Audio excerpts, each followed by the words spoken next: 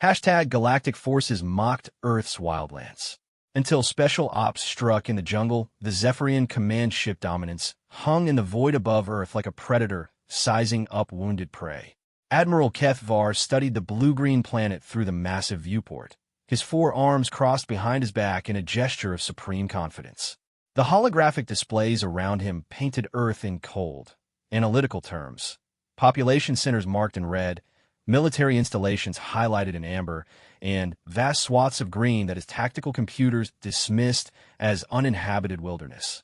Such a primitive world, Kethvar muttered to his aide, Commander Veldas. Look at how much of their surface they've left undeveloped. No orbital platforms, no underground cities, no proper exploitation of their natural resources. These humans are nothing more than sophisticated animals. The galactic hegemony had been watching Earth for 3 solar cycles, ever since their long-range scouts had detected the first human radio transmissions.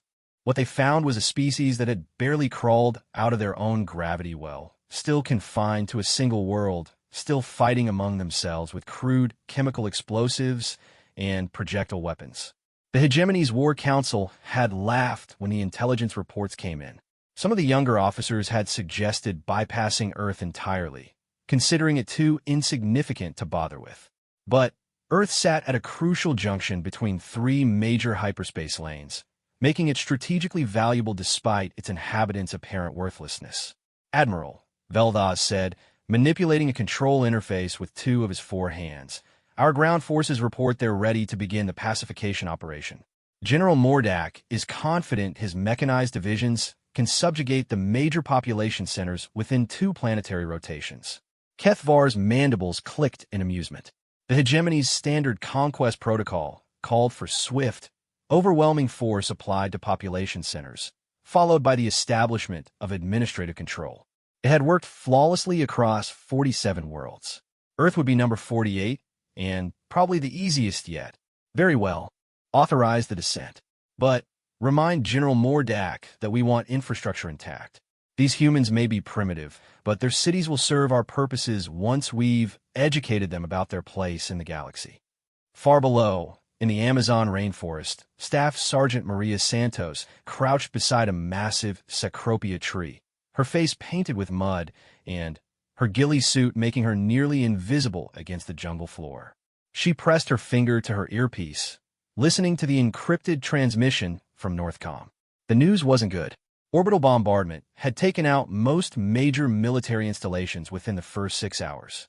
The Pentagon, NORAD, and every major airbase had been reduced to smoking craters. Conventional resistance was crumbling faster than anyone had anticipated. Python team, this is Anaconda Base. The voice crackled through her comm. Be advised, enemy forces are deploying ground units to major population centers. Intelligence suggests they're ignoring rural and wilderness areas. You are to maintain position and await further orders.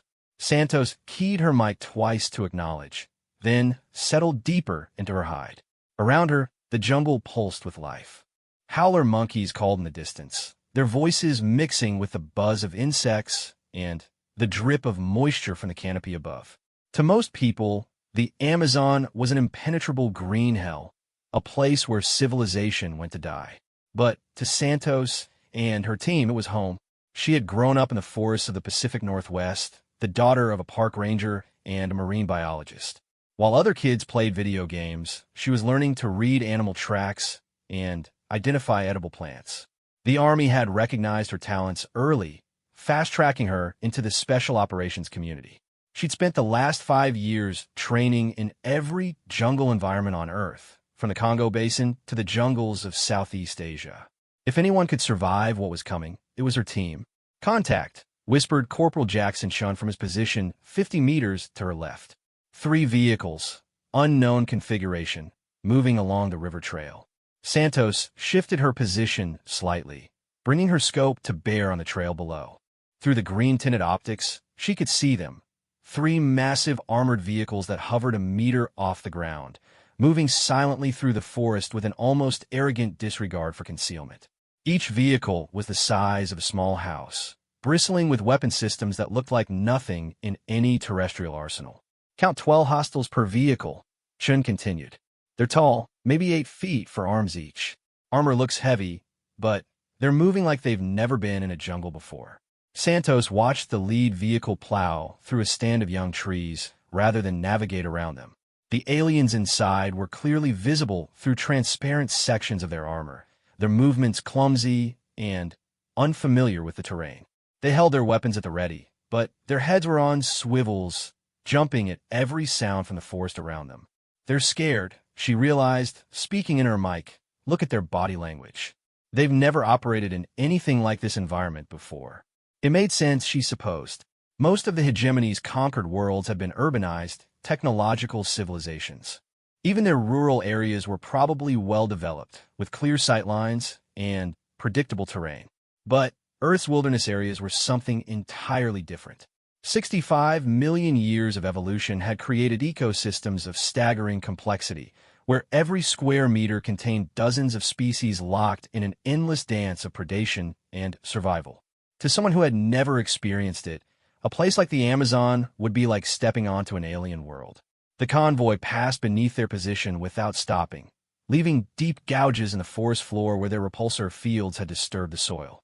Santos waited until they were well out of sight before activating her comm again. Anaconda Base, this is Python Actual. Contact report follows. Enemy ground units are mobile in our AO, but they appear unfamiliar with jungle operations. Recommend we maintain observation and gather intelligence on their capabilities and weaknesses. Copy, Python Actual. Hire wants you to avoid engagement for now. Let them make the first move. Santos smiled grimly. The brass were thinking like conventional military officers, worried about escalation and rules of engagement. But this wasn't a conventional war anymore. The enemy had already demonstrated they were willing to glass entire cities from orbit. The old rules were dead. She settled into wait, watching the jungle around her team's position. Somewhere in the canopy above, a sloth moved with glacial slowness from branch to branch. A jaguar's tracks crossed the trail where the aliens had passed, the big cat having investigated the strange scents and sounds before melting back into the green shadows. The forest was taking the measure of these newcomers, and Santos had a feeling it didn't like what it found. 3 days later, the aliens were back, but this time in force. Santos counted at least 24 vehicles moving in a rough column along what had once been a logging road. Their formation was tight and predictable, exactly what the manual would recommend for moving through potentially hostile territory. Unfortunately for them, the manual had been written for fighting other technological civilizations, not for operating in an environment where the trees themselves were enemies. Python 2, you in position? Santos sub-vocalized into her throat mic. Affirmative, Python Actual. I have eyes on the kill zone, came the reply from Sergeant Thomas Okafor, positioned 300 meters downrange with his Barrett rifle and a selection of very special ammunition. The aliens had made a crucial mistake in their route selection. The logging road they were following crossed a small stream via a wooden bridge that was already showing signs of age and weather damage. It would hold their weight, probably, but it would also funnel them into a natural choke point with dense jungle on both sides and limited maneuverability. Python 3 and 4, report, Santos continued. 3 in position, charges set, replied Corporal Lisa Kovac from her hiding spot near the bridge's supports. The Czech-born engineer had placed her explosives with surgical precision, targeting not just the bridge itself, but also several large trees that would fall across the road when detonated. 4 ready with party favors, added specialist David Reyes, their team's youngest member, but also their most creative when it came to improvised weapons. He'd spent the last 72 hours rigging the jungle around the kill zone with surprises that would have made his grandfather, a Vietnam veteran, proud. Santos checked her watch. The aliens would reach the bridge in approximately 8 minutes, if they maintained their current speed. She used the time to run through the plan one more time, checking every detail. This would be humanity's first real strike back against the invaders, and it had to count for more than just the tactical damage they could inflict. It had to send a message. The lead vehicle appeared around a bend in the road, moving with the same arrogant confidence she'd observed before.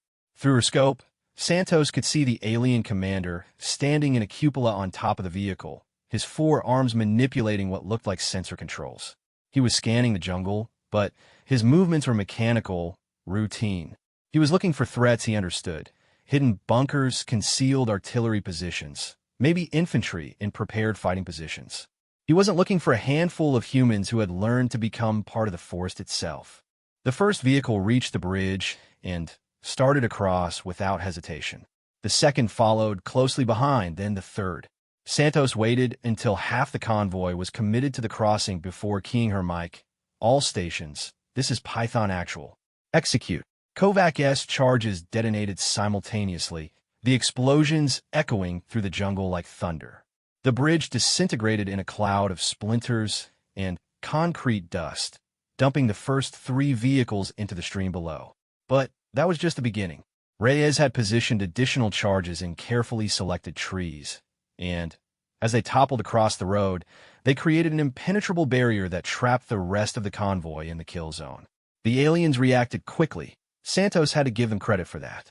Hatches popped open, and soldiers poured out of the vehicles, taking cover behind their armor and returning fire in the general direction they thought the attack had come from.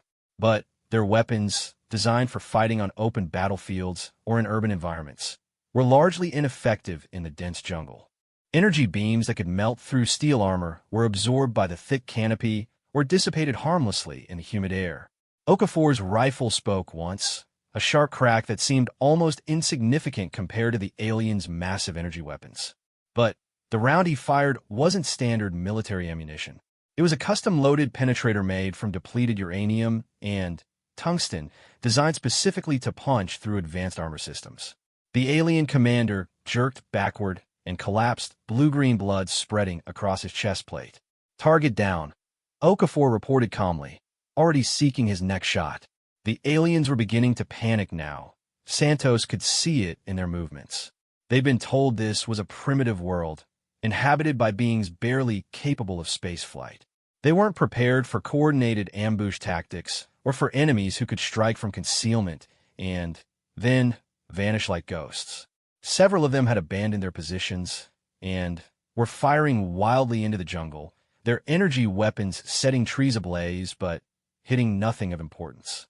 Santos keyed her mic again. Phase 2, execute. This was where Reyes truly shined. The young specialist had grown up in the mountains of Colorado, where his family had run a business providing wilderness survival training to corporate executives and adventure tourists. He understood better than anyone how to use the environment as a weapon. His surprises started small, carefully positioned deadfall traps that crushed unwary aliens who strayed too far from their vehicles, hidden pits filled with sharpened stakes that had been coated with a particularly nasty South American plant toxin. But as the aliens began to adapt and stay closer to their armor, Reyes escalated. He'd spent considerable time studying the local wildlife, and he'd noticed something interesting about the army ant colonies that were common in this part of the Amazon. The ants were territorial and aggressive, but they could be redirected with the right incentives. A few carefully placed pheromone lures, combined with the vibrations from the explosions, had stirred up several colonies into a frenzy. Now hundreds of thousands of inch-long ants were pouring out of the jungle, covering everything in their path.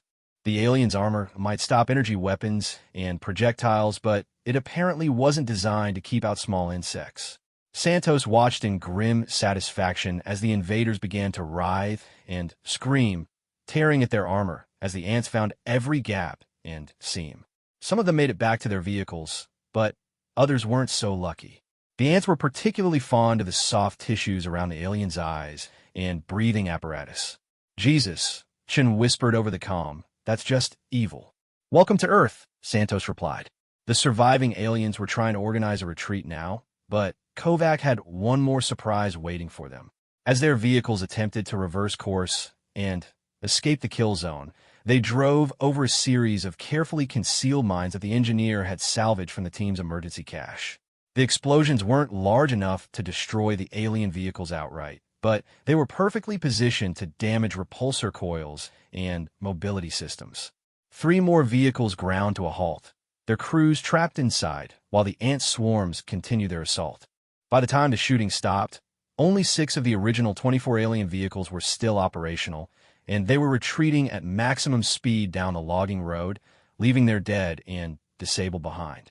Santos counted at least 40 alien corpses scattered around the kill zone, with an unknown number of wounded being evacuated in the surviving vehicles. All stations sound off, she ordered. Python 2, no casualties, mission complete. Python 3, no casualties, demo complete. Python 4, no casualties, and I think I'm going to have nightmares about those ants for the rest of my life. Python 5, no casualties, and I got some great footage of the whole thing. Santos smiled. Shouldn't have been documenting everything with a small drone equipped with optical and thermal cameras. The footage would be invaluable for intelligence purposes, but it would also serve another function. When this video made its way to the Galactic Hegemony's command structure, it would deliver exactly the message Santos intended. Earth's wild places were not empty, and humanity's special operations forces were not to be underestimated. As her team began the process of policing up the battlefield and gathering intelligence from the alien equipment, Santos allowed herself a moment of satisfaction. This was just the beginning, she knew. The aliens would adapt, bring in heavier forces, maybe even resort to orbital bombardment of the jungle regions. But they'd also learned something important today. Earth's wilderness wasn't just empty space to be ignored. It was humanity's home field advantage, and they just taught the galaxy's so-called master race their first lesson in jungle warfare. Above them, the alien command ship continued its silent vigil, but Santos could imagine the consternation in its war rooms. For the first time since their invasion began, the Galactic Hegemony had suffered a real defeat. And in the coming days, as news of Python Team's victory spread through Earth's scattered resistance networks, other teams would begin to emerge from forests and mountains and deserts around the world. The aliens had dismissed Earth's wildlands as worthless territory inhabited by primitives. They were about to learn just how wrong they were. The aftermath of the bridge ambush rippled through the Galactic Hegemony command structure like a seismic wave. Admiral Kethvar stood before the tactical hologram in his command chamber, studying the crude recording that had been transmitted on all human communication frequencies. The footage showed his elite Zephyrian shock troops being systematically destroyed by enemies they couldn't even see, reduced to panic and chaos by insects and primitive explosives. "This is impossible," General Mordak growled, his mandibles clicking in agitation. "Our intelligence reports indicated no significant military presence in these wilderness regions. These humans shouldn't have this level of tactical sophistication." Kethvar replayed the recording for the 5th time, focusing on different details each time through.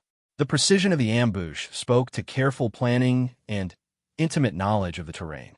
The timing of each element suggested coordination and training that shouldn't have existed among such a primitive species. Most disturbing of all, the humans had vanished completely after the attack, leaving no trace that his orbital sensors could detect. "Perhaps our intelligence was incomplete," suggested Commander Veldaz carefully. "These wilderness regions may serve a military function we didn't anticipate." "Wilderness regions don't serve military functions," Mordak snapped. "They're wasteland, empty space that civilized species develop or abandon. Only animals live in such places." But as Kethvar continued to study the tactical display, he began to see patterns that troubled him. Earth's so-called wilderness covered nearly 40% of the planet's land surface. If even a fraction of those regions harbored hostile forces with the capabilities demonstrated in the recording, the hegemony's ground operation could face serious complications. They'd planned for urban warfare, for fighting an enemy that concentrated its forces in defendable positions. They hadn't planned for ghosts in the trees. "I want expanded reconnaissance of all forested regions," Kethvar decided. "Deploy sensor drones, increase patrol frequency, and establish monitoring stations at regular intervals. If there are more of these special forces operating in the wilderness, I want them found and eliminated before they can cause further disruption." Meanwhile, 8,000 miles away in the Hindu Kush Mountains of Afghanistan, Master Sergeant Alex Morrison crouched behind a boulder formation at 14,000 feet elevation, watching through his spotting scope as alien forces attempted to establish a forward operating base in the valley below. The site they'd chosen made tactical sense from their perspective, a relatively flat area with good sight lines and easy access to transportation corridors. Unfortunately for them, they'd picked a location that had been used as a killing ground by Afghan fighters for over 2 centuries. Morrison had been in country for nearly 6 months before the invasion began, serving as an advisor to Afghan Special Forces units that were still conducting operations against Taliban holdouts in the remote mountain regions. When the aliens arrived and began their systematic bombardment of major population centers, Morrison and his team had simply vanished into the mountains, along with their Afghan partners and a substantial cache of weapons and supplies. The aliens clearly had no understanding of mountain warfare. Morrison could see them through his scope, moving in neat formations across open ground, following predictable routes, concentrating their forces in exposed positions. They were fighting the war they'd trained for, not the war they'd found themselves in. Predator flight, this is Reaper Base. Morrison spoke into his satellite radio, using call signs his team had established before the alien communications jamming had cut off most military frequencies. Package is in position, ready for delivery. The package was Staff Sergeant Jennifer Walsh, 32 years old, former Olympic biathlete, and currently the best sniper in the U.S. Army's Mountain Warfare Division.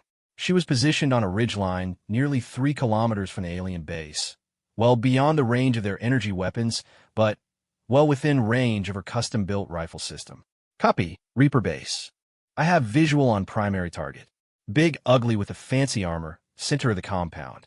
Morrison adjusted his scope and found the target she was referring to. The alien commander was distinctive, standing nearly 9 feet tall, with elaborate markings on his armor that suggested high rank. He was gesturing with all 4 arms as he directed the construction of defensive positions, clearly confident in his security. Confirmed target. You are cleared hot. Walsh's rifle was a marvel of human engineering, a custom-built system that combined the best elements of several different weapons platforms. The barrel was manufactured from a classified steel alloy that could withstand pressures that would destroy conventional weapons. The ammunition was equally specialized, depleted uranium cores surrounded by tungsten penetrators, designed to punch through any known armor system at extreme range. The shot, when it came, was almost anticlimactic. A soft crack echoed across the valley, barely audible above the wind. 3 seconds later, the alien commander's head exploded in a spray of blue-green blood, his massive body collapsing like a marionette with cut strings.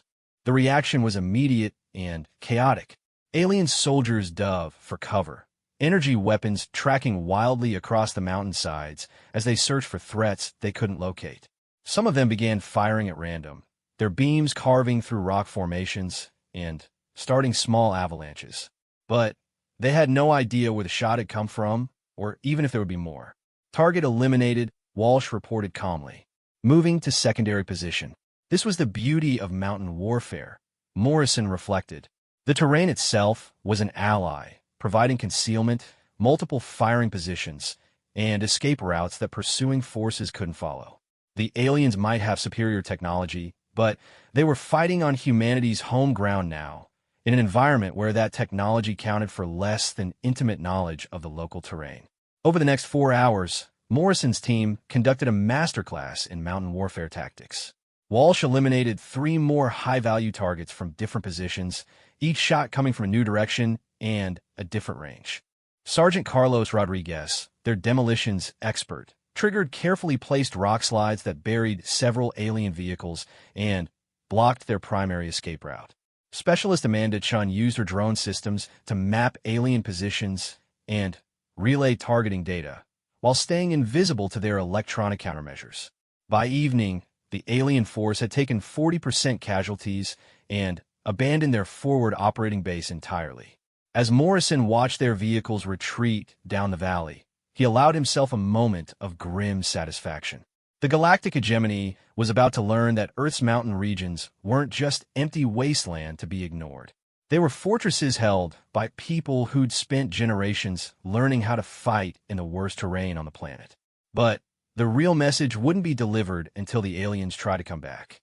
They did come back, 3 days later, with twice as many troops and air support. Morrison watched their approach through thermal imaging, counting vehicles, and cataloging weapon systems. They were taking this seriously now, moving in dispersed formations, using air assets to scout ahead, following proper tactical doctrine for operating in hostile territory. It wouldn't matter. Rodriguez had spent the intervening time turning the entire valley into a death trap. The abandoned alien equipment from the first attack had been rigged with improvised explosive devices. The roadway was seeded with mines manufactured from unexploded ordnance that Rodriguez had been collecting from various battlefields for the past decade. Most importantly, he'd identified the key structural points in the valley walls where shaped charges could bring down thousands of tons of rock with surgical precision. "Reaper Base, this is Mountain King," came a new voice over Morrison's radio.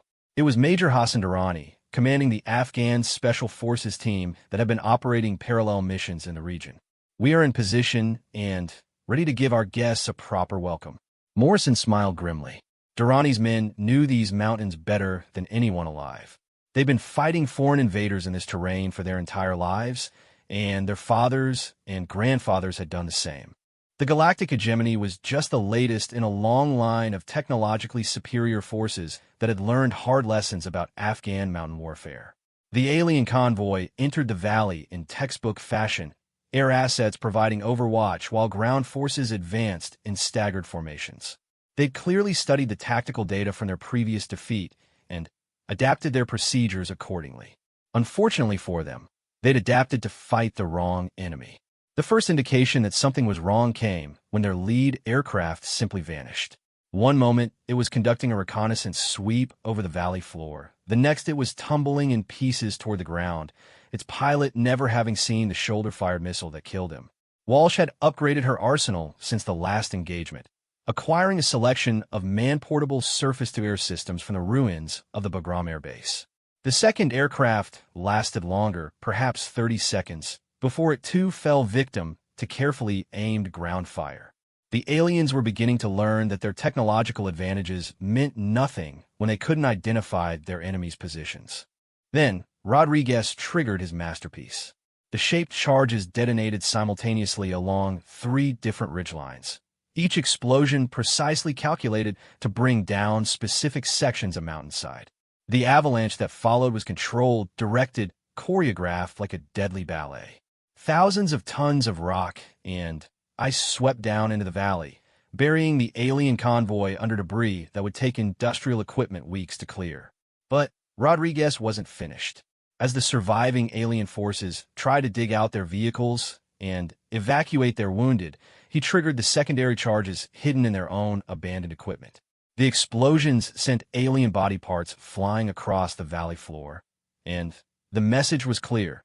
The humans weren't just defending their territory, they were using the aliens' own equipment against them. The few surviving vehicles that managed to escape the valley carried more than just wounded soldiers.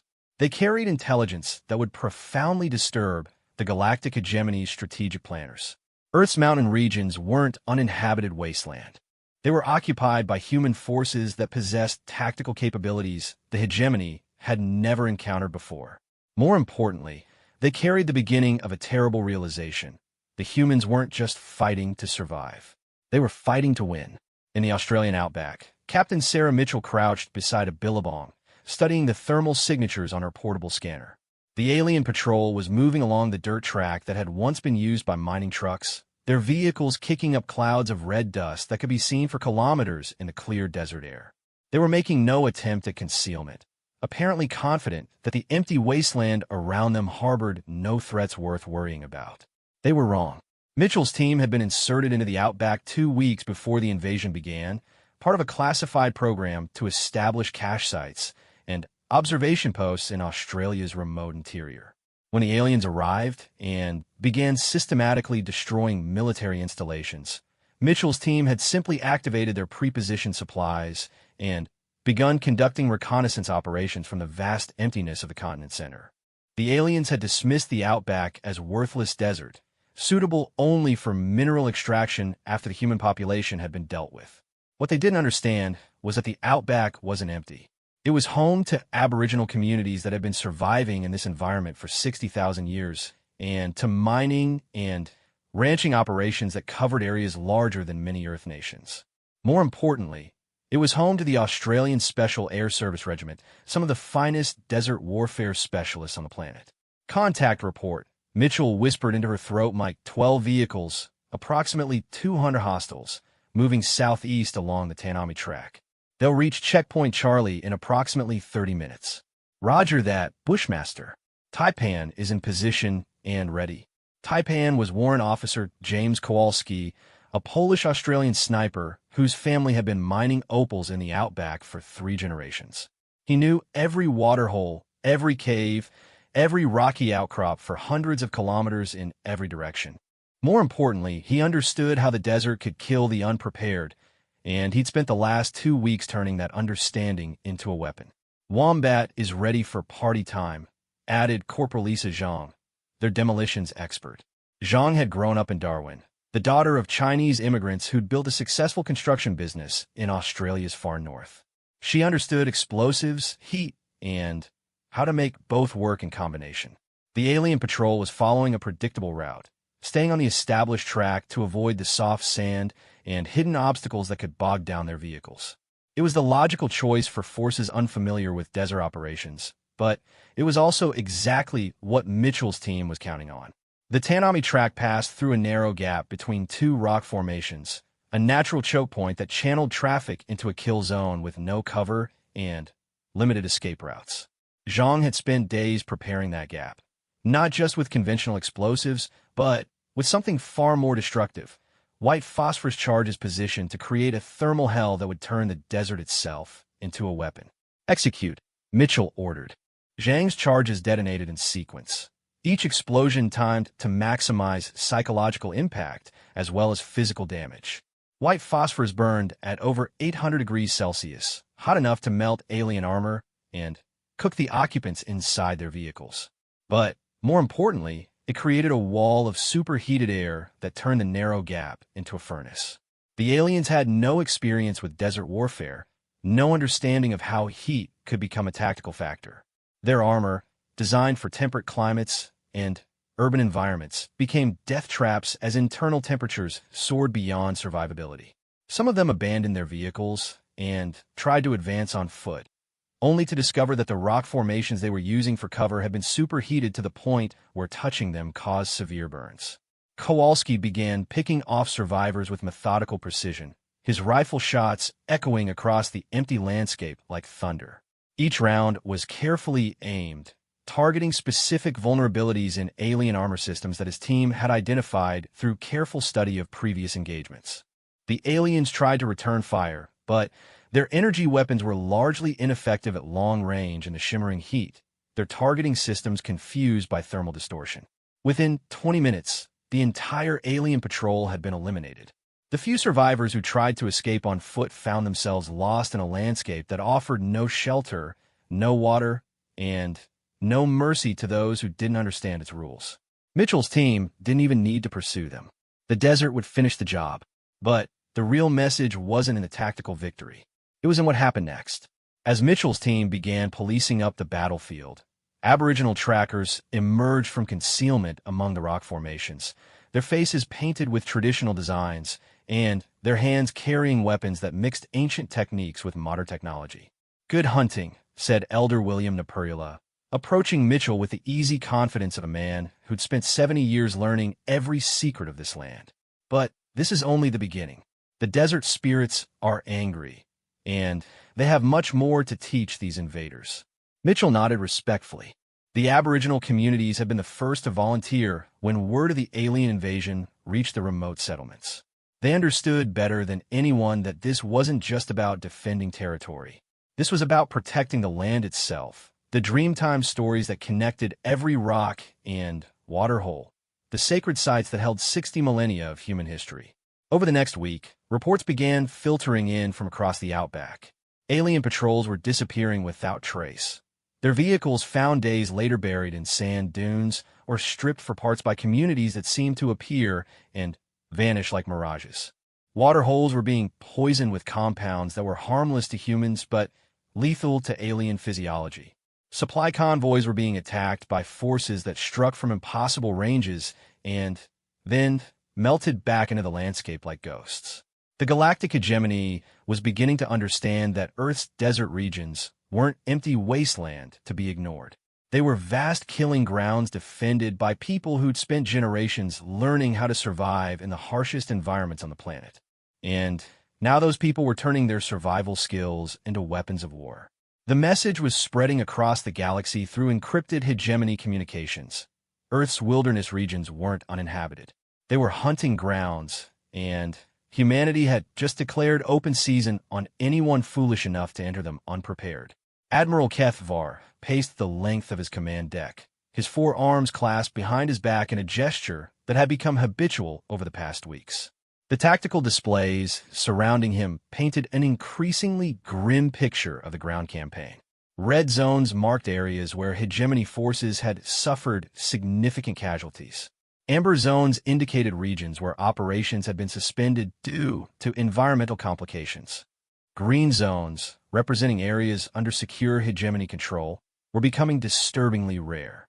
Admiral, Commander Valdaz approached cautiously, his usual confidence replaced by obvious concern. General Mordak requests an immediate strategic conference. He says the situation on the ground has become complex. Kethvar's mandibles clicked in irritation. Complex was military euphemism for disaster, and he'd been hearing far too many euphemisms lately. The humans were supposed to have been pacified within 2 planetary rotations. Instead, they'd been fighting for over a month, and hegemony casualties were approaching levels that would attract unwanted attention from the high command. Very well. Assemble the senior staff in the war room. 30 minutes later, Kethvar found himself staring at a holographic display that showed the current tactical situation in stark detail. Major population centers glowed red, indicating heavy resistance despite overwhelming hegemony firepower. Transportation corridors flickered between green and amber as supply convoys faced constant harassment. But most disturbing of all were the vast wilderness areas that had originally been colored gray to indicate no strategic value. They were now pulsing bright red, marked with symbols indicating active hostility. Explain this to me, Kethvar commanded. General Mordak manipulated the display controls, zooming in on specific regions. The humans have proven far more adaptable than our intelligence suggested. Rather than concentrating their forces in defendable urban positions, they've dispersed into these wilderness regions and are conducting what our analysts classify as asymmetric warfare. Asymmetric warfare is guerrilla tactics conducted by inferior forces against superior ones, Kethvar stated. We've encountered such resistance before. Standard doctrine calls for sustained orbital bombardment of suspected staging areas. That's problematic, Admiral. Mordak's tone was carefully neutral. These wilderness regions cover nearly half the planet's surface. Orbital bombardment of that scale would render large portions of the world uninhabitable for several centuries. The High Command has specifically ordered that Earth's biosphere be preserved for colonization purposes. Kethvar studied the display more carefully, beginning to understand the scope of the problem. Earth's wilderness regions weren't just hiding places for human resistance fighters. They were vast ecosystems that the hegemony intended to exploit for agricultural and industrial purposes after conquest.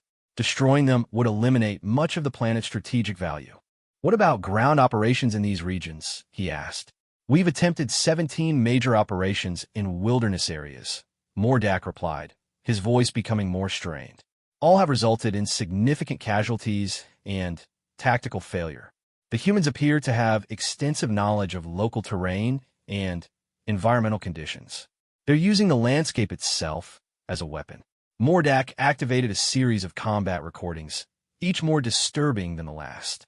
Hegemony forces being swallowed by carefully triggered avalanches in mountain regions. Entire companies disappearing into jungle areas. Their equipment later found arranged in deliberate patterns that seemed designed as psychological warfare. Desert patrols dying of exposure after their vehicles were disabled by attacks that came from impossible ranges.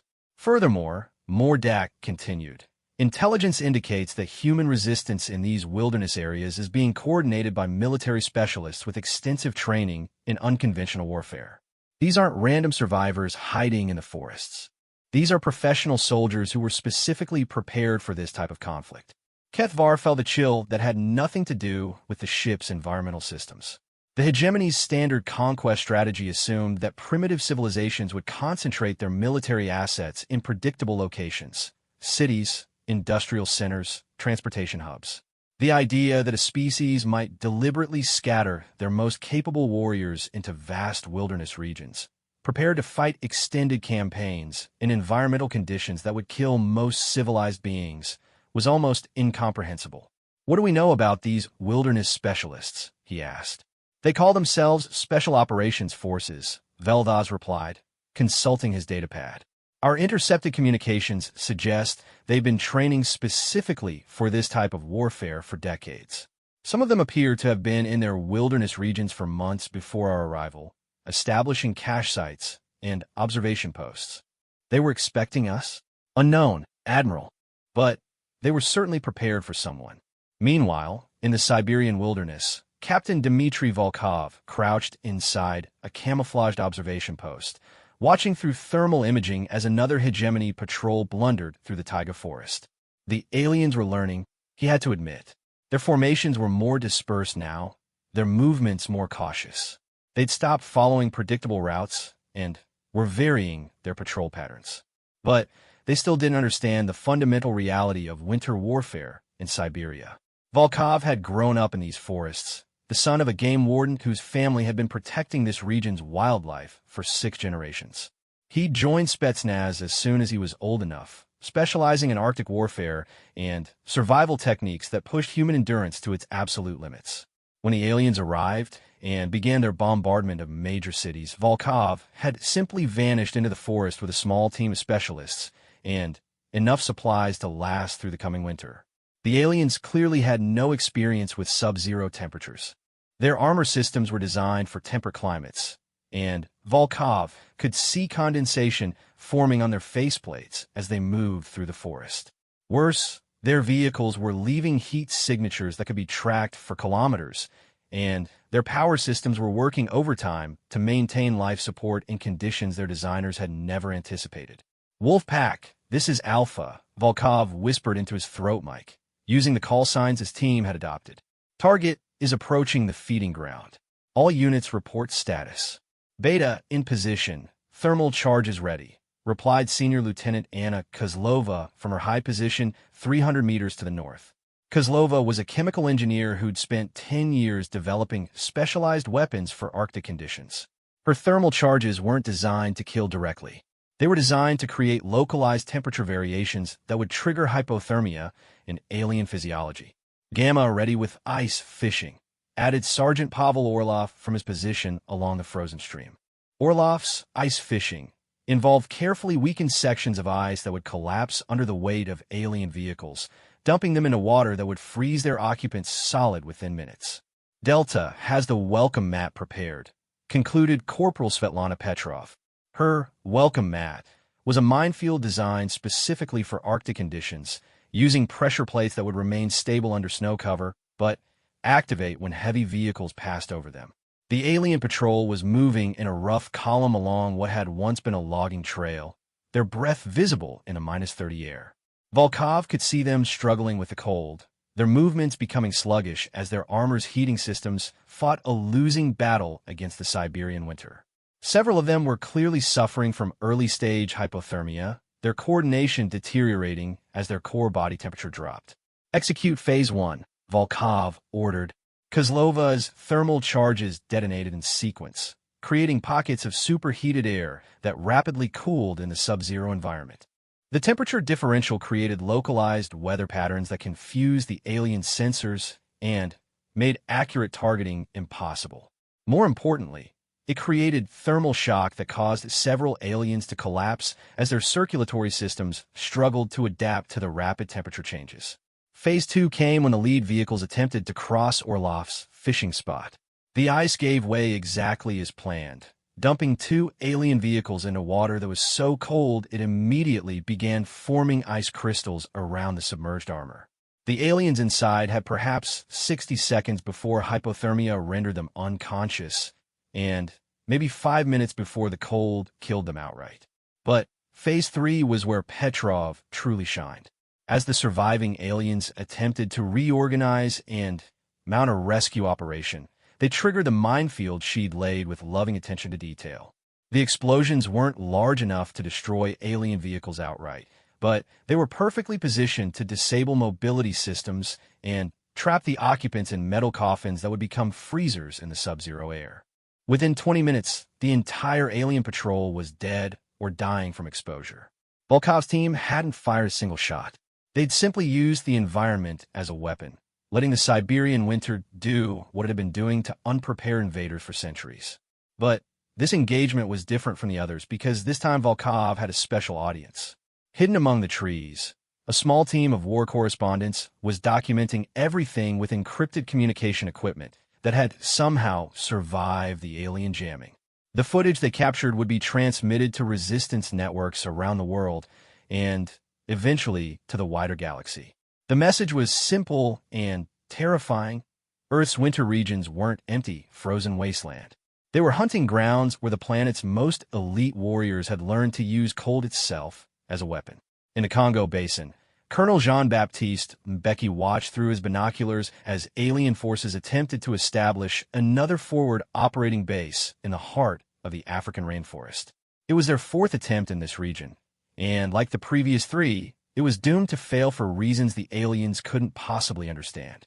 Mbeki had spent 30 years fighting in Africa's forests, first as a child soldier, then as a government officer, and finally, as a peacekeeper trying to prevent the conflicts that had scarred his homeland for decades. He understood jungle warfare better than perhaps anyone alive, and he'd spent the weeks since the invasion teaching those skills to volunteers from across the continent. The aliens were making the same mistakes that European colonial forces had made for centuries, treating the jungle as empty space to be controlled rather than a living ecosystem that had to be understood and respected. Their base was positioned in a clearing that looked tactically sound, but was actually a natural flood zone. Their perimeter was designed to stop conventional attacks, but offered no protection against the weapons Mbeki's forces had been developing. Leopard Base, this is Elephant, came a voice over his encrypted radio. It was Dr. Elizabeth Okoye, a biochemist from the University of Lagos, who'd joined the resistance after her family was killed in the initial bombardment. The special delivery is ready for deployment. Mbeki smiled grimly. Dr. Okoye's special delivery was a biological weapon that exploited a fundamental difference between human and alien physiology. The aliens breathed a different atmospheric mixture than humans, and their immune systems had no defenses against certain Earth microorganisms. Dr. Okoye had carefully selected a cocktail of tropical diseases that would be harmless to humans, but devastating to alien biology. Rhino team, report, Mbeki continued. Ready to provide room service, replied Captain Moses Tanui, commanding a team of Kenyan Rangers who'd spent their lives fighting poachers in some of the most dangerous wilderness areas on Earth. Their room service involved delivery systems that would spread Dr. Okoye's biological agents throughout the alien base without alerting the occupants to what was happening. Hippo team, standing by, added Lieutenant Sarah Cohn from her position along the river. Cohn commanded a group of river guides and fishermen who knew every waterway in the Congo Basin. Their role was to ensure that any aliens who survived the initial attack would find their escape routes cut off by forces who could navigate the river system in conditions that would kill most people. The attack began at dawn, when a humid air and morning mist would provide maximum cover for the biological agents. Tanui's teams deployed their delivery systems with the skill of people who'd spent years tracking dangerous animals through impossible terrain. The biological agents spread through the alien base like an invisible plague, carried by the wind and the moisture-heavy air of the tropical rainforest. The aliens had no idea what was happening until it was too late. Their first symptom was respiratory distress, as their lungs struggled to process air contaminated with Earth microorganisms. Then came fever, disorientation, and organ failure as their immune systems collapsed under assault from diseases their species had never encountered. By midday, the alien base was a charnel house. The few survivors who managed to reach their vehicles found their escape routes blocked by fallen trees and improvised barriers. When they tried to advance on foot, they discovered that the jungle itself had turned against them. Every water source had been contaminated. Every trail led to carefully prepared killing zones. Every sound they made brought predators that moved through the forest with supernatural stealth.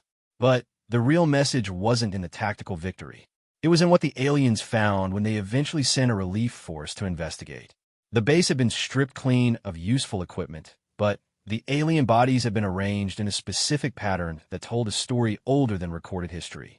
It was the same warning that African warriors had left for foreign invaders for thousands of years. This land belongs to us, and anyone who tries to take it will feed the trees. The pattern of victories was becoming clear across the globe. In every wilderness region, human special forces were demonstrating that Earth's wild places weren't empty territory to be conquered.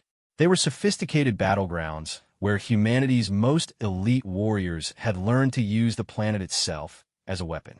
The aliens had superior technology, superior numbers, and superior firepower. But they were fighting on humanity's home field now, in environments where their advantages meant nothing and their ignorance was lethal. Each engagement taught the same lesson. Earth's wilderness wasn't wasteland to be ignored.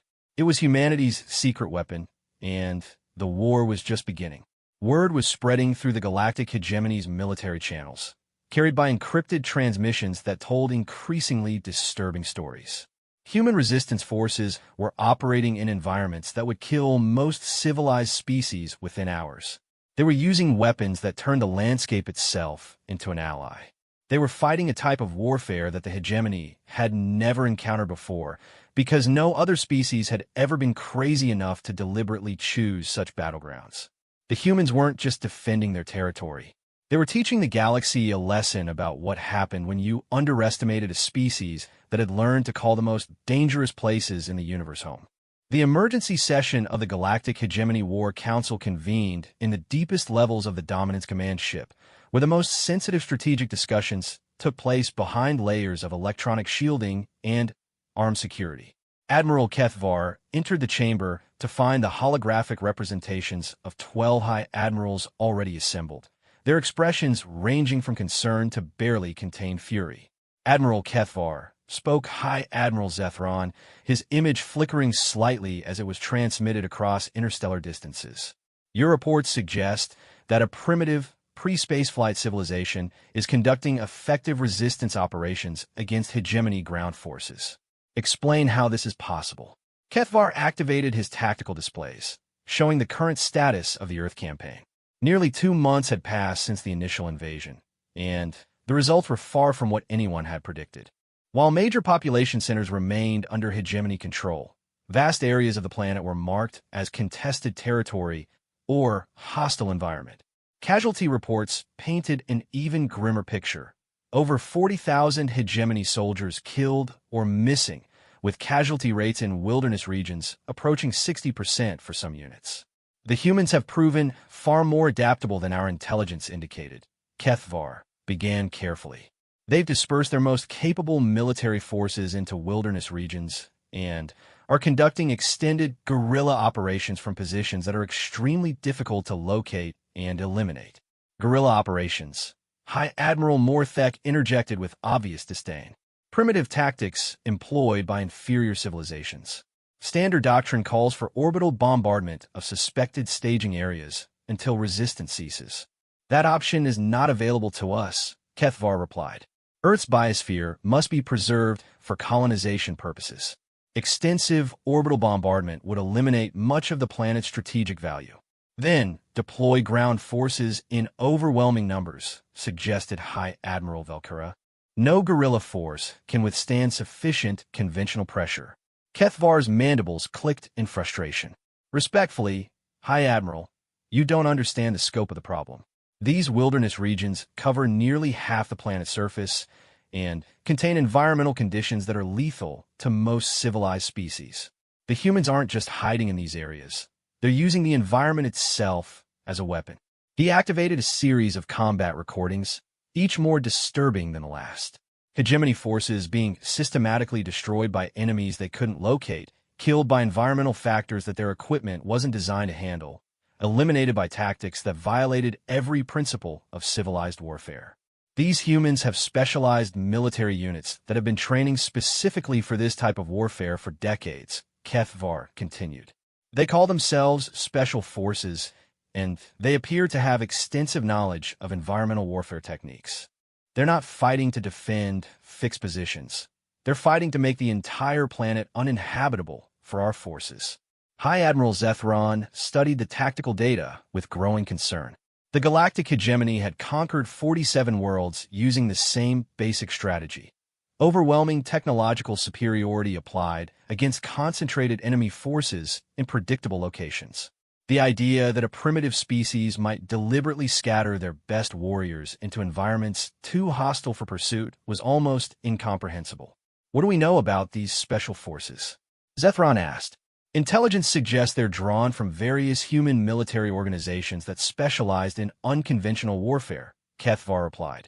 They include specialists in mountain warfare, jungle operations, desert survival, Arctic conditions, and something they call behind enemy lines operations. Most disturbing, they appear to have been positioned in wilderness areas before our arrival, suggesting advanced preparation. You're suggesting they were expecting our invasion? I'm suggesting they were prepared for someone's invasion. The humans may be primitive, but they're not stupid. They've been fighting wars among themselves for millennia, and some of their military specialists have become extremely sophisticated in the art of asymmetric warfare. The holographic displays showed engagement after engagement, where human forces had achieved tactical victories against overwhelming odds, using environmental factors that hegemony planners had never considered. Temperature extremes that killed through armor designed for temperate climates.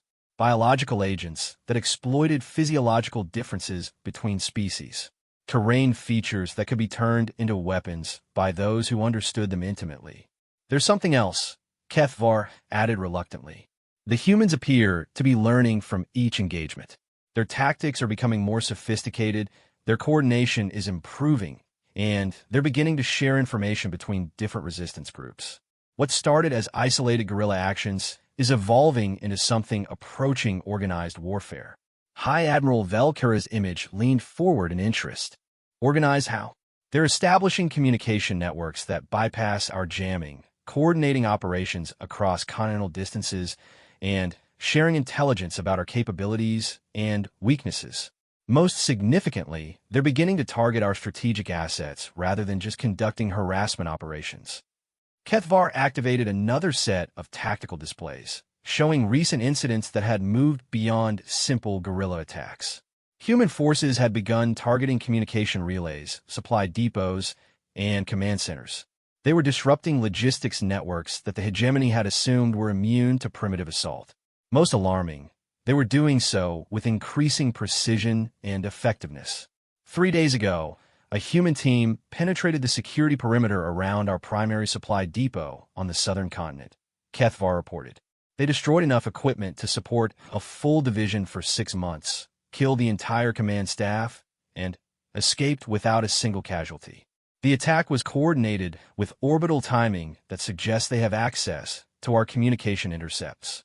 The silence that followed was profound. The idea that primitive guerrilla fighters might be capable of penetrating hegemony security and conducting precision strikes against strategic targets challenged every assumption the War Council held about technological superiority. Recommendations? High Admiral Zethron asked finally.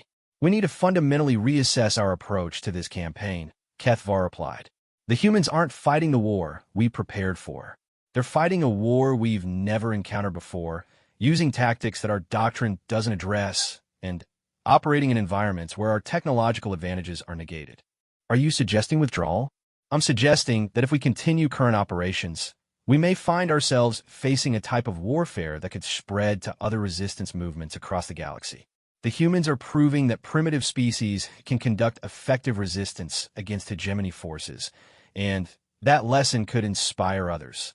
Meanwhile, in a hidden command center deep within the Rocky Mountains, General Patricia Hayes studied the same tactical displays that were troubling the Galactic Hegemony War Council, but from a very different perspective. As the former commander of U.S. Special Operations Command, Hayes had spent decades preparing for exactly this type of conflict. Not against aliens specifically, but against any technologically superior force that might threaten American territory. Status report, she ordered, addressing the assembled team of special operations officers who'd been coordinating resistance activities across the globe. Amazon Theater reports successful completion of Operation Green Hell, replied Colonel Maria Santos, now serving as Hayes' liaison to South American operations. 18 alien supply convoys destroyed, 2 command posts eliminated, and an estimated 3,000 enemy casualties. Our losses remain minimal. Mountain Theater confirms Operation Avalanche exceeded expectations, added Colonel Alex Morrison via encrypted satellite link from his position in the Hindu Kush. We've effectively denied the enemy access to all high-altitude regions in our area of operations. They've stopped attempting mountain operations entirely. Desert Theater reports completion of Operation Mirage, continued Colonel Sarah Mitchell from her command post in the Australian outback. Aboriginal allies have proven extremely effective at long-range reconnaissance and harassment operations. The enemy has declared large sections of the continent off-limits to their forces. Hayes nodded with satisfaction. The plan she'd helped develop over the previous decade was working better than anyone had dared hope. When the Pentagon had tasked her with creating contingency plans for defending against technologically superior invasion forces, most analysts had focused on conventional military responses. Hayes had taken a different approach, recognizing that America's greatest strategic asset wasn't its technology or industrial capacity. It was the vast wilderness regions that covered most of the continent, and the military specialists who'd learned to operate in those environments. Arctic Theater reports that Operation White Death has completely eliminated enemy presence in our sector, added Colonel Dmitry Volkov via secure link from Siberia. International cooperation had been surprisingly easy to arrange once the shooting started. When facing extinction, old political differences seemed remarkably trivial. Jungle Theater confirms Operation Green Snake successful, concluded Colonel Jean-Baptiste Mbeki from his position in the Congo Basin. Biological warfare operations have proven extremely effective against enemy physiology. We're sharing our research with other theater commands. Hayes studied the global tactical display, watching as red zones marked areas where human resistance forces were active. The pattern was becoming clear. Earth's wilderness regions, originally dismissed by the aliens as worthless territory, were becoming no-go zones for hegemony forces. More importantly, the success of these operations was inspiring resistance movements in urban areas and among civilian populations. Intelligence assessment, Hayes ordered. Enemy forces are beginning to show signs of demoralization, replied her intelligence officer, a former CIA analyst who'd specialized in asymmetric warfare. Intercepted communications suggest significant concern at the highest levels of their command structure. They're requesting reinforcements, but, more importantly, they're questioning whether Earth is worth the casualties they're taking. Are they considering withdrawal? Unknown, but possible. What's clear is that they're no longer treating this as a routine conquest operation. They're beginning to understand that they're fighting a type of war they've never encountered before. Hayes allowed herself a moment of grim satisfaction. The strategy had always been based on a simple principle: make the cost of occupation higher than the value of conquest. Earth's wilderness regions provided the perfect battleground for that strategy, offering terrain advantages that negated the aliens' technological superiority while playing to humanity's greatest strength: the ability to adapt and survive in hostile environments. Phase 2 is authorized, Hayes announced. All theater commands are cleared to begin offensive operations against strategic targets.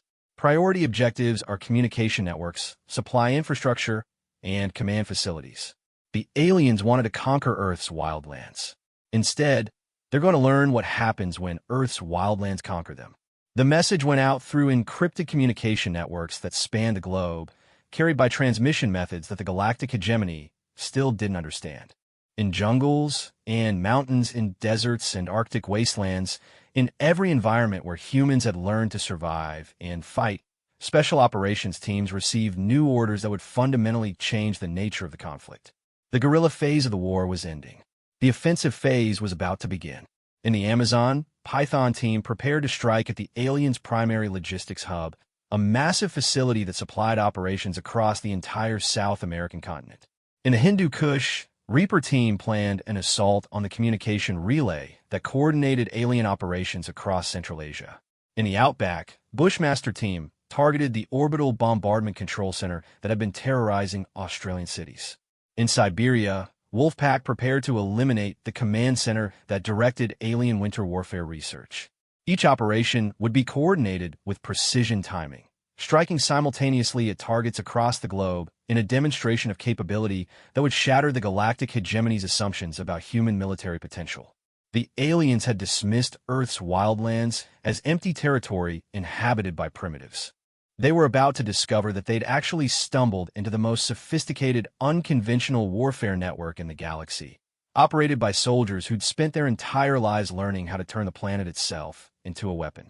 The hunters were about to become the hunted, and Earth's Special Operations Forces were ready to teach the galaxy a lesson about what happened when you underestimated humanity's home field advantage. The synchronized assault began at 0400 Greenwich Mean Time, when Earth's rotation placed maximum stress on the galactic hegemony's global communication network. General Patricia Hayes had chosen the timing with mathematical precision, understanding that the aliens' command structure depended on real-time coordination between orbital assets and ground forces. Disrupt that coordination simultaneously across multiple theaters, and the entire invasion apparatus would collapse into chaos. In the Amazon rainforest, Staff Sergeant Maria Santos led Python team through the pre-dawn darkness toward the hegemony's primary logistics facility. The base sprawled across 20 hectares of cleared rainforest, protected by energy shields and automated defenses that should have made it impregnable to primitive assault.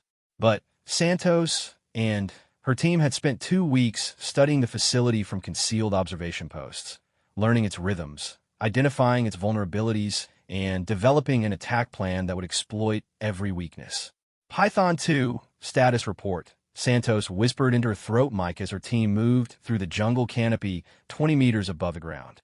Perimeter defenses mapped and ready for neutralization, replied Sergeant Thomas Okafor from his overwatch position. Count 47 guards, patrol patterns memorized, all sensor locations identified. Python 3, demo charges in position. Added Corporal Lisa Kovac from her position near the facility's main power generator. Ready to provide fireworks on your command. Python 4, biological packages deployed, concluded Specialist David Reyes. His biological packages were Dr. Okoye's latest creation, airborne pathogens specifically engineered to attack alien respiratory systems while remaining harmless to Earth's native ecosystem. Santos checked her chronometer. 2 minutes until the global assault commenced. Around the world, 23 other teams were preparing to strike simultaneously at strategic targets that would cripple the hegemony's ability to coordinate their occupation. Each team had been carefully selected for their expertise in their particular environment, and each target had been chosen for maximum strategic impact. All stations, this is Anaconda Base, came a transmission from General Hayes' command center. Execute Operation Wildfire in 30 seconds. Show these invaders what Earth's special forces can accomplish when they stop playing defense. Santos smiled grimly and activated her targeting laser, painting the facility's primary communication array. 3 kilometers away, Sergeant Walsh had her custom rifle trained on the same target, loaded with a depleted uranium penetrator that would punch through any armor the aliens could manufacture. The shot would trigger a cascade of destruction that would eliminate the aliens' ability to call for help. Execute, came the command. Walsh's rifle spoke with its characteristic crack, and the communication array exploded in a shower of sparks and alien metal. Instantly, the facility's perimeter defenses began to malfunction as their control signals were severed. Kovac triggered her charges simultaneously, plunging the base into darkness as its primary power grid collapsed. Reyes released his biological agents into the facility's ventilation system, and within minutes, alien troops began collapsing as their respiratory systems failed. But Santos' assault was only one part of a global symphony of destruction. In the Hindu Kush Mountains, Master Sergeant Alex Morrison led Reaper Team in a vertical assault on the communication relay that controlled alien operations across Central Asia. The facility was built into a mountainside at an altitude that should have been inaccessible to human forces, protected by terrain that would kill most species within hours of exposure. But Morrison and his team had spent months adapting to the extreme altitude and sub-zero temperatures, turning the mountain environment into their greatest weapon. Reaper 2, building access secured, reported Sergeant Jennifer Walsh as she rappelled down the cliff face toward the facility's main entrance. Thermal charges in position. Reaper 3, power systems targeted, added Sergeant Carlos Rodriguez from his position inside the facility's maintenance tunnels, ready to shut down their entire network on command. Morrison watched through his scope as alien guards stumbled through the thin air, their armor's life support systems struggling to compensate for the extreme altitude and cold. They'd never adapted to mountain warfare, and their movements were sluggish and uncoordinated. When Walsh's charges detonated and plunged the facility into chaos, the aliens were completely unable to organize an effective response. Within 10 minutes, the entire communication relay was destroyed, cutting off alien forces across 3 time zones from their command structure. In the Australian outback, Captain Sarah Mitchell conducted perhaps the most audacious operation of the entire assault, a direct attack on the Orbital Bombardment Control Center that had been terrorizing civilian populations across the continent. The facility was the most heavily defended target on Earth, surrounded by energy shields, automated weapon systems, and 3 full companies of elite alien troops. But Mitchell had 2 advantages that the aliens couldn't counter: Aboriginal allies who knew every secret of the desert landscape, and a thorough understanding of how extreme heat could be weaponized against forces unprepared for it. Bushmaster 2, solar reflector array in position, reported Warrant Officer James Kowalski from his concealment among the rocks. The solar reflector array was Kowalski's masterpiece, a collection of precisely positioned mirrors that could focus desert sunlight into beams hot enough to melt alien armor. Bushmaster 3, thermal mines activated, added Corporal Lisa Zhang from her position along the facility's only access road. Her thermal mines would create localized temperature zones exceeding 60 degrees Celsius, hot enough to cause fatal hyperthermia in alien physiology. Bushmaster 4, Dreamtime spirits are angry, concluded Elder William Napurula with grim humor. His warriors had positioned themselves around the facility's perimeter with weapons that combined traditional hunting techniques with modern technology, ready to eliminate any aliens who survived the initial assault. When Mitchell gave the command to execute, the desert itself seemed to come alive with destructive fury. Kowalski's mirrors focused sunlight into coherent beams that sliced through alien armor like tissue paper. Zhang's thermal mines created killing zones that no alien could cross and survive. Napurula's warriors struck from positions that seemed impossible, appearing and vanishing like desert mirages as they eliminated guards and sentries. The Orbital Bombardment Control Center, the aliens' ultimate weapon against Earth's civilian population, was reduced to molten slag within 20 minutes. In Siberia, Captain Dmitry Volkov led Wolf Pack in an assault on the research facility where aliens had been studying human cold weather capabilities, trying to understand how Terran forces could operate effectively in sub-zero environments. The facility represented the aliens' attempt to adapt to Earth's harsh climates, and its destruction would eliminate months of crucial research. Wolf 2, ice charges in position, reported Senior Lieutenant Anna Kozlova from her high position beside the facility's main cooling system, ready to give them a real taste of Siberian winter. Wolf 3, structural supports targeted, added Sergeant Pavel Orlov from inside the facility's foundation tunnels. 1 control collapse coming up. Wolf 4, White Death ready for deployment, concluded Corporal Svetlana Petrov from her position upwind of the facility. Her White Death was a chemical agent that would react with the facility's heating system to produce clouds of superheated steam that would freeze instantly in the Siberian air, creating a localized blizzard that would bury the entire complex. When Volkov gave the execute command, the research facility disappeared under a man-made avalanche that buried alien scientists and their months of research under thousands of tons of ice and snow. In the Congo Basin, Colonel Jean-Baptiste Mbeki conducted the most psychologically devastating operation of the global assault, the complete elimination of the alien biological warfare research facility, where hegemony scientists had been studying Earth's diseases and pathogens. The facility was intended to develop biological weapons that could be used against human populations, but its destruction would send a very different message about biological warfare capabilities. Leopard 2, pathogen containers breached, reported Dr. Elizabeth Okoye from her position inside the facility's main laboratory.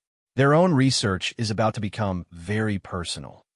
Leopard 3, ventilation system compromised, added Captain Moses Tanui from his position in the facility's air handling system.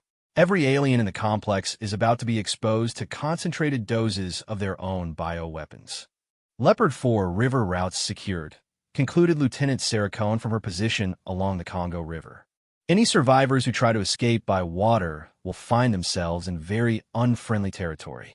When Becky triggered the assault, the research facility became a containment zone for the aliens' own biological weapons. The pathogens they'd been developing to use against humans proved equally effective against their creators, and within hours the entire complex was a quarantine zone that no alien force would dare to approach. Across the globe, 23 separate operations achieved similar results. Communication networks collapsed, supply chains were severed, research facilities were destroyed, and command centers were eliminated. But, more importantly, the simultaneous nature of the assault sent a clear message to the galactic hegemony. Earth's resistance forces weren't just defending isolated territories anymore. They were conducting coordinated offensive operations that demonstrated military sophistication far beyond anything the aliens had anticipated. Admiral Kethvar stood in his command center aboard the Dominance, watching as red warning lights illuminated tactical displays across the ship's bridge. Reports were streaming in from every sector of the occupation zone, each more catastrophic than the last. In less than 4 hours, human forces had effectively decapitated the hegemony's ground operation, eliminating months of careful preparation and dealing casualties that approached the entire invasion force's original strength. Admiral, Commander Veldaz approached with obvious reluctance. General Mordak reports that ground operations are no longer sustainable. He's requesting immediate evacuation of all forces to orbital positions. Kethvar studied the tactical displays with growing horror. The humans hadn't just conducted guerrilla raids. They'd executed a coordinated military campaign that demonstrated strategic thinking, tactical sophistication, and operational capabilities that challenged every assumption the hegemony held about primitive civilizations. "What are our casualty figures?" he asked. "Preliminary reports suggest 60% casualties across all ground units," Veldaz replied. "More significantly, we've lost most of our strategic infrastructure. Communication networks, supply facilities, research installations, command centers, all eliminated simultaneously in coordinated strikes that we never detected until they were already underway. And the humans responsible for these operations? Unknown, Admiral. They conducted their strikes and then vanished back into the wilderness regions. Our orbital sensors can't track them. Our communication intercepts reveal nothing, and our remaining ground forces are too demoralized to attempt pursuit." Kethvar felt a chill that had nothing to do with the ship's environmental systems. The galactic hegemony had just suffered its first major military defeat in over 2 centuries at the hands of a species that shouldn't even have been capable of spaceflight. Worse, they'd done it using tactics that turned the hegemony's technological advantages into liabilities and environments that most civilized species couldn't even survive in. "Priority transmission to the High Command," Kethvar ordered. "Classification: maximum security. Content: Earth resistance capabilities have been severely underestimated. Human forces are conducting sophisticated military operations from wilderness regions that appear to be impenetrable to conventional assault. Recommend immediate strategic reassessment of conquest viability." As the transmission was encoded and sent across interstellar distances, Kethvar continued to study the tactical displays. The humans had taught the galaxy a lesson that would reverberate through hegemony strategic planning for generations. Earth's wilderness regions weren't empty territory to be ignored. They were fortress systems defended by warriors who'd spent their entire civilization learning to fight in the most hostile environments in the known galaxy. The galactic hegemony had arrived expecting to conquer a primitive world. Instead, they discovered that they'd attempted to invade the home base of the most sophisticated unconventional warfare specialists in the galaxy. Earth's Special Operations Forces had turned the planet's wildlands into hunting grounds where technology counted for nothing and environmental knowledge was the ultimate weapon. In her command center deep within the Rocky Mountains, General Patricia Hayes reviewed the after-action reports with quiet satisfaction. Operation Wildfire had exceeded every expectation, demonstrating that Earth's Special Operations Forces could conduct offensive operations that would challenge any military force in the galaxy. But, more importantly, the operation had sent a message that would reach far beyond Earth's atmosphere. "Global Casualty Report," Hayes ordered. "Friendly.